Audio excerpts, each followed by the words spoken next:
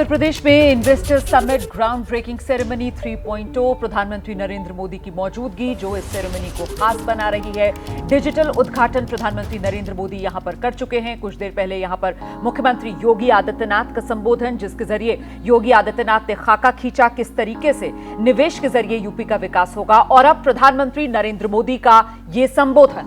सबसे पहले तो मैं उत्तर प्रदेश के सांसद के नाते, काशी के सांसद के नाते निवेशकों का स्वागत करता हूं और निवेशकों का मैं इसलिए धन्यवाद करता हूं कि उन्होंने उत्तर प्रदेश की युवा शक्ति पे भरोसा किया है। उत्तर प्रदेश की युवा शक्ति में वो सामर्थ्य है कि आपके सपनों और संकल्पों को नई उड़ान, नई ऊंचाई देने का सामर्थ्य उत्तर प्रदेश के नौजवानों में है। और आप जिस संकल्प को लेकर के आए हैं, उत्तर प्रदेश के नौजवानों का परिश्रम, उनका पुरुषार्थ, उनका सामर्थ्य, उनकी समझ, उनका समर्पण आपके सभी सपने, संकल्पों को सिद्ध करके रहेगा, ये मैं आपको विश्वास दिलाता हूं। काशी का सांसद हूं तो एक सांसद के नाते मैं ये लोभ छोड़ नहीं सकता हूं, मोह छोड़ नहीं सकता हूं।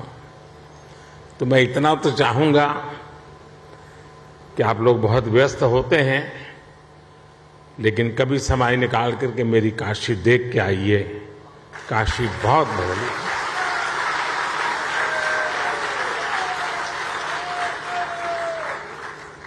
काशी बहुत बदल गई है। विश्व की ऐसी नगरी अपनी पुरातन सामर्थ्य के साथ नए रंग रूप में सज सकती हैं, ये उत्तर प्रदेश की ताकत का जीता जागता उदाहरण है। साथियों, यूपी में 80,000 करोड़ रुपए से ज्यादा के निवेश से संबंधित समझौते यहां हुए हैं। ये रिकॉर्ड निवेश यूपी में रोजगार के हजारों नए अवसर बनाएगा। ये भारत के साथ ही उत्तर प्रदेश की ग्रोथ स्टोरी पर बढ़ते विश्वास को दिखाता है। आज के इस आयोजन के लिए मैं यूपी के नौजवानों को विशेष बधाई दूंगा, क्योंकि इसका सबसे बड़ा लाभ यूपी के युवकों को, युवतियों को, हमारे नई पीढ़ी को होने वाला है। साथियों, इस समय हम अपनी आजादी के 75वें वर्ष का पर्व मना रहे हैं। आजादी का अमृत महोत्सव मना रहे हैं। ये समय अगले 25 वर्षों के लिए अमृत काल, नए संकल्प का काल, नए लक्ष्यों का काल और नए लक्ष्यों को प्राप्त करने के लिए सबका प्रयास के मंत्र को लेकर के परिश्रम की पराकाष्ठा करने का अमृत काल है। आज दुनिया में जो वैश्विक परिस्थितियां बनी है, वो हमारे लिए बड़े अवसर भी लेकर आई है। दुनिया आज जिस भरोसेमंद साथी को तलाश रही है, दुनिया तलाश रही है, उस पर खरा उतरने का सामर्थ्य सिर्फ हमारे लोकतांत्रिक भारत के पास है। दुनिया आज भारत के पोटेंशियल को भी देख रही है और भारत के परफॉर्मेंस की भी सराहना कर रही है। कोरोना काल में भी भारत रुका नहीं, बल्कि अपने रिफॉर्म्स की गति को और बढ़ा दिया। इसका परिणाम आज हम सभी देख रहे हैं। हम G20 अर्थव्यवस्थाओं में सबसे तेजी से ग्रो कर रहे हैं। आज भारत ग्लोबल रिटेल इंडेक्स में दूसरे नंबर पर है। भारत दुनिया का तीसरा सबसे बड़ा एनर्जी कंज्यूमर देश है। बीते साल दुनिया के 100 से अधिक देशों से $84 बिलियन का रिकॉर्ड एफडीआई आया है। भारत ने बीते वित्तीय वर्ष में $417 बिलियन यानी 30 लाख करोड़ रुपए से ज्यादा का मर्केंडाइज एक्सपोर्ट करके नया रिकॉर्ड बनाया है। साथियों, एक राष्ट्र के रूप में अब ये समय अपने साझा प्रयासों को कई गुना अधिक बढ़ाने का है। ये एक ऐसा समय है जब हम अपने फैसलों को सिर्फ 1 साल या 5 साल को देखते हुए सीमित नहीं रख सकते। भारत में एक मजबूत मैन्युफैक्चरिंग इकोसिस्टम, एक मजबूत और डाइवर्स वैल्यू और सप्लाई चेन विकसित करने के लिए हर किसी का योगदान आवश्यक है। सरकार अपनी तरफ से निरंतर नीतियां बना रही हैं, पुरानी नीतियों में सुधार कर रही हैं। अभी हाल ही में केंद्र की एनडीए सरकार ने अपने 8 वर्ष पूरे किए हैं। इन वर्षों में हम, जैसा अभी योगी जी बता रहे थे, रिफॉर्म, परफॉर्म, ट्रांसफॉर्म के मंत्र के साथ आगे बढ़े हैं। हमने पॉलिसी स्टेबिलिटी पर जोर दिया है, कोऑर्डिनेशन पर जोर दिया है, ईज ऑफ डूइंग बिजनेस पर जोर दिया है। बीते समय में हमने हजारों कंप्लायंस खत्म किए हैं, पुराने कानूनों को समाप्त किया है। हमने अपने रिफॉर्म से एक राष्ट्र के रूप में भारत को मजबूती देने का काम किया है। One nation one tax GST हो, वन नेशन वन ग्रिड हो, one nation one mobility card हो, one nation one ration card हो, ये सारे प्रयास हमारी ठोस और स्पष्ट नीतियों का प्रतिबिंब है। जब से यूपी में डबल इंजन की सरकार बनी है, तब से यूपी में भी इस दिशा में तेजी से काम हो रहा है।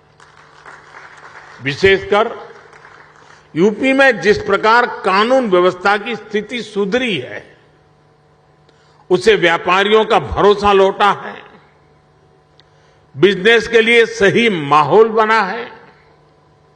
बीते वर्षों में यहां की प्रशासनिक क्षमता और गवर्नेंस में भी सुधार आया है।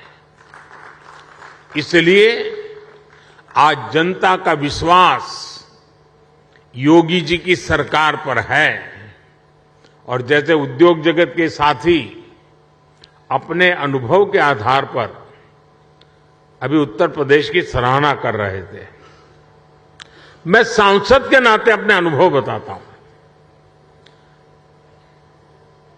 कभी हमने कोई उत्तर प्रदेश के एडमिनिस्ट्रेशन से निकट से नहीं देखा था।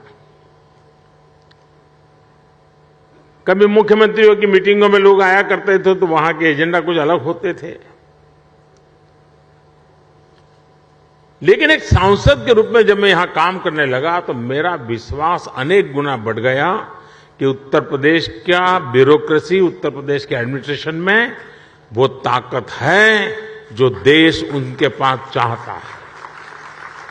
जो बात उद्योग जगत के लोग कह रहे थे, एक सांसद के नाते मैंने स्वयं ने इस सामर्थ्य को अनुभव किया है और इसलिए मैं यहां सरकार के सभी ब्यूरोक्रेट्स, सरकार के छोटे मोटे हर व्यक्ति को ये जो मिजाज उनका बना है इसके लिए बधाई देता हूं, उनका अभिनंदन करता हूं।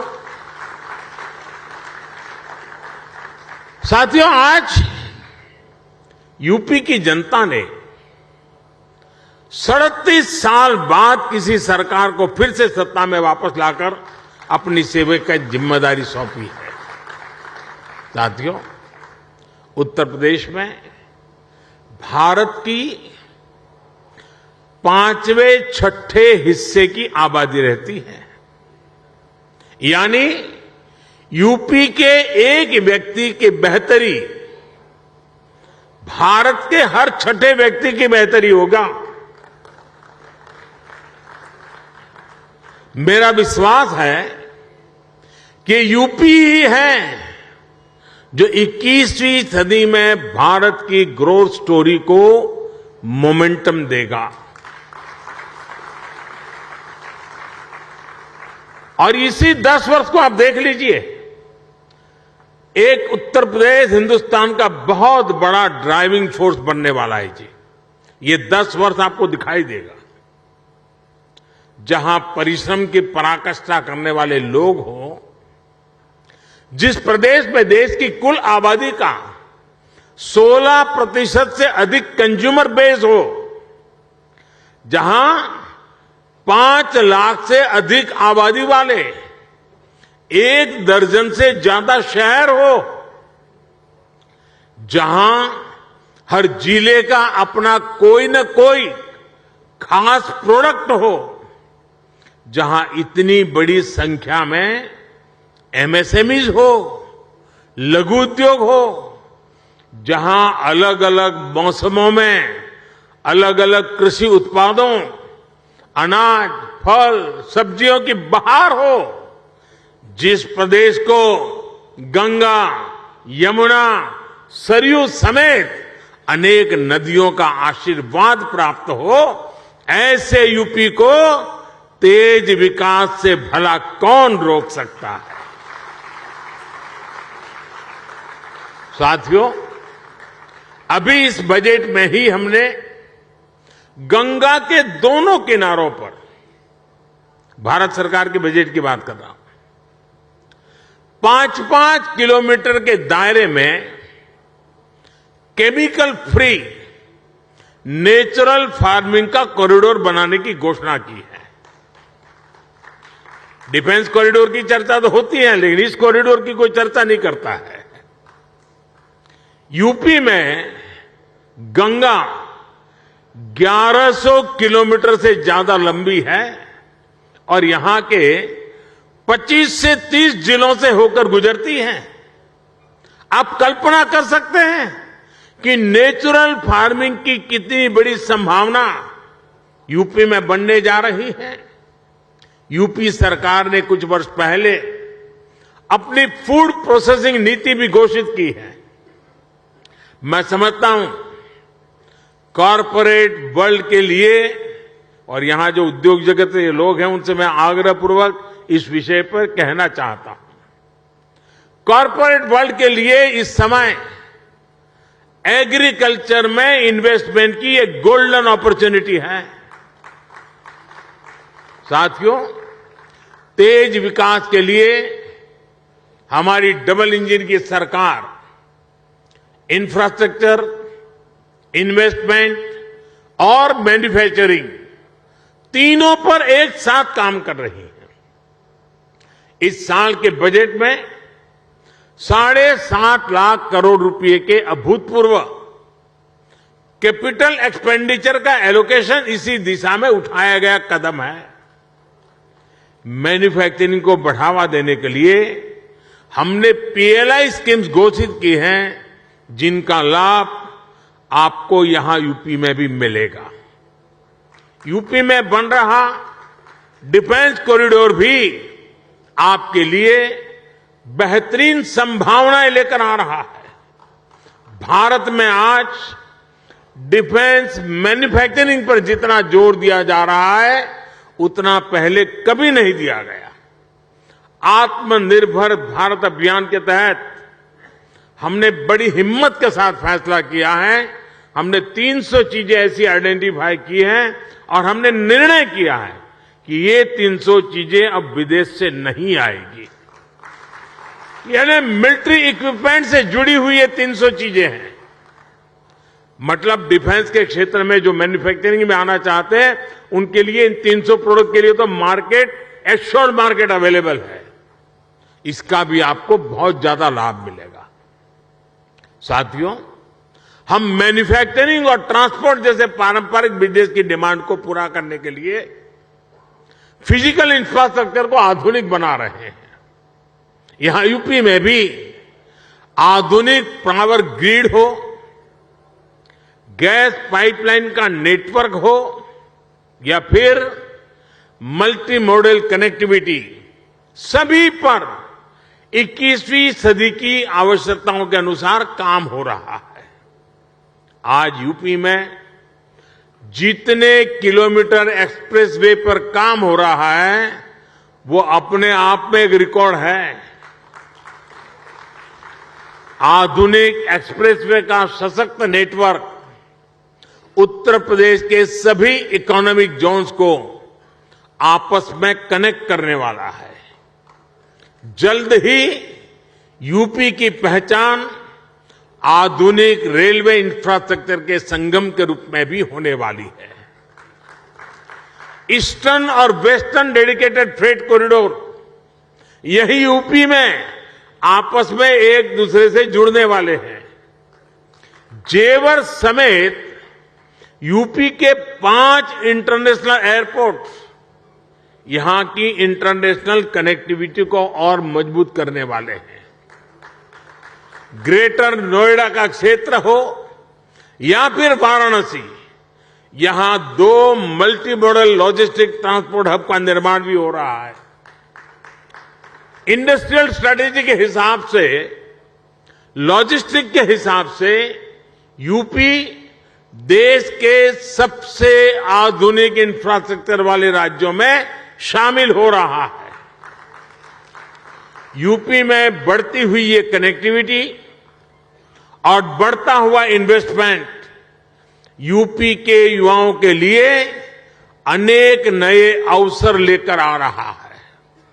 साथियों, आधुनिक इंफ्रास्ट्रक्चर के निर्माण में गति आए, इसके लिए हमारी सरकार ने पीएम गति शक्ति नेशनल मास्टर प्लान बनाया है। ये केंद्र सरकार, राज्य सरकार, अलग अलग विभाग, अलग अलग एजेंसियां, इतना ही नहीं, स्थानीय स्वराज की संस्थाओं तक को, सभी को एक साथ जोड़ना, उसी प्रकार से प्राइवेट सेक्टर, बिजनेस से जुड़े संस्थानों को एक प्लेटफॉर्म पर लाने का काम ये पीएम गति शक्ति योजना के द्वारा हो रहा है। इस प्लेटफॉर्म के माध्यम से किसी भी प्रोजेक्ट से जुड़े हर स्टेक होल्डर को रियल टाइम जानकारी मिलेगी। अपने अपने हिस्से का काम उसे कब तक पूरा करना है, उसकी प्लानिंग वो समय पर कर पाएगा। बीते 8 साल में प्रोजेक्ट्स को समय पर पूरा करने का जो नया कल्चर देश में विकसित हुआ है, उनको ये नए आयाम देगा।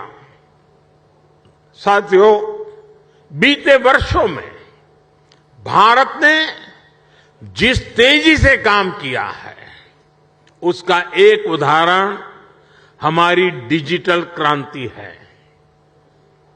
2014 में हमारे देश में सिर्फ 6.5 करोड़ ब्रॉडबैंड सब्सक्राइबर थे। आज इनकी संख्या 78 करोड़ से ज्यादा हो चुकी है। 2014 में 1 GB डेटा करीब करीब 200 रुपये का पड़ता था। आज इसकी कीमत घटकर 11-12 रुपये हो गई है। भारत दुनिया के उन देशों में है जहां इतना सस्ता डेटा है। 2014 में देश में 11 लाख किलोमीटर का ऑप्टिकल फाइबर था। अब देश में बिछाए गए ऑप्टिकल फाइबर की लंबाई 28 लाख किलोमीटर के पार कर चुकी है। 2014 में देश में 100 से भी कम, यानी 100 भी नहीं, 100 से भी कम ग्राम पंचायतों में ऑप्टिकल फाइबर पहुंचा था।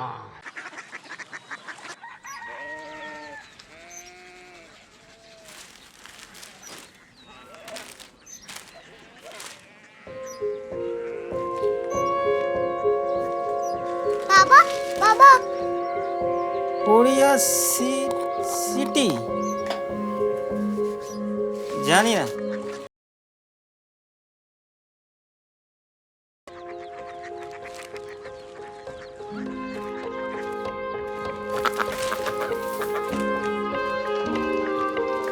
Korea city.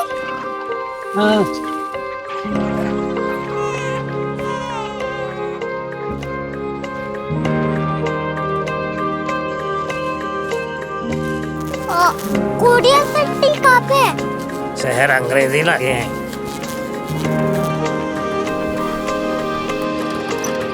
Korea city.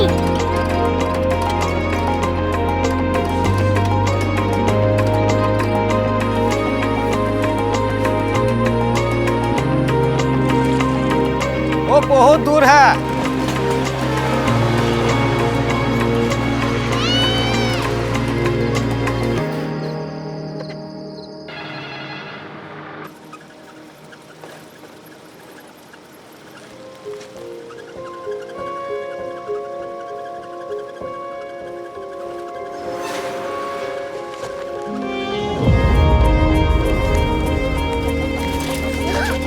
Korea city.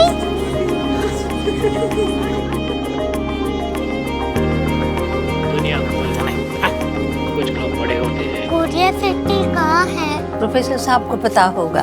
हो, ये छोटा वाला ग्लोब लगता है और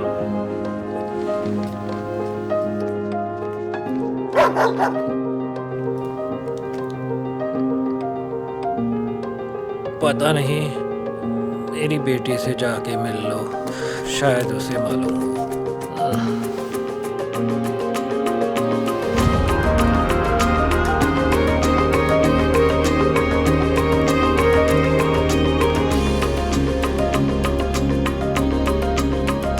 हाय, बाबा ने भेजा है। Come here. Korea city. Korea city नहीं, क्यूरियोसिटी। वो क्या? That's what brought you here, जो तुम्हें यहाँ तक ले आया। क्यूरियोसिटी।